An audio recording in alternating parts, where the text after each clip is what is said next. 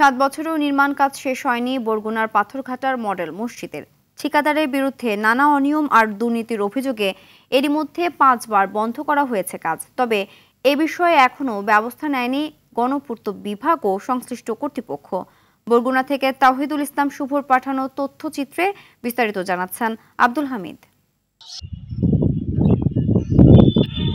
পাথরঘাটা উপজেলা পরিষদ চত্বরে 12 কোটি 67 লাখ টাকা ব্যয়ে 2018 সালে শুরু হয় মডেল মসজিদের নির্মাণ কাজ। গণপূর্ত বিভাগের সাথে চুক্তি হয় ঠিকাদারি প্রতিষ্ঠান তানভীর আহমেদ অ্যান্ড মোস্তফা কামাল এন্টারপ্রাইজের। তবে কাজ শুরুর 7 বছর পেরিয়ে গেলেও নির্মাণ কাজ শেষ হয়নি মসজিদটির। ঠিকাদারি প্রতিষ্ঠানের বিরুদ্ধে অভিযোগ আছে নিম্নমানের নির্মাণ সামগ্রী ব্যবহার করে নিয়ম না মেনে কাজ করার।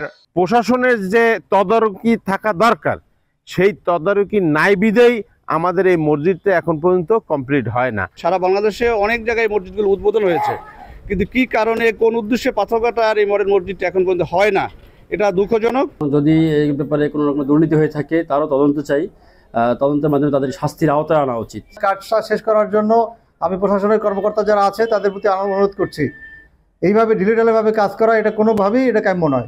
এ বিষয়ে জেলা গণপূর্ত বিভাগের উপবিভাগীয় প্রকৌশলী মোহাম্মদ হাদিসুর রহমানের কাছে জানতে চাইলে ক্যামেরার সামনে কথা বলতে রাজি হননি তিনি।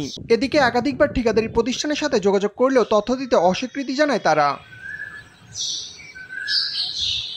ঘটনা তদন্তে ঊর্ধ্বতন কর্তৃপক্ষকে অবহিত করা হয়েছে বলে জানান পাথরঘাটার উপজেলা নির্বাহী কর্মকর্তা রকুনুজ্জামান খান।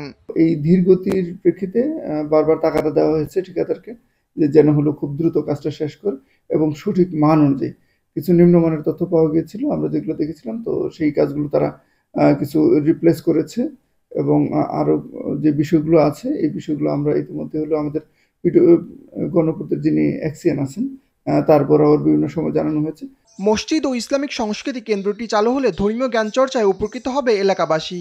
দ্রুত নতুন ঠিকাদারের মাধ্যমে এর নির্মাণ কাজ শেষ করে জনসাধারণের জন্য উন্মুক্ত করার দাবি স্থানীয়দের। আব্দুল হামিদ, RTV।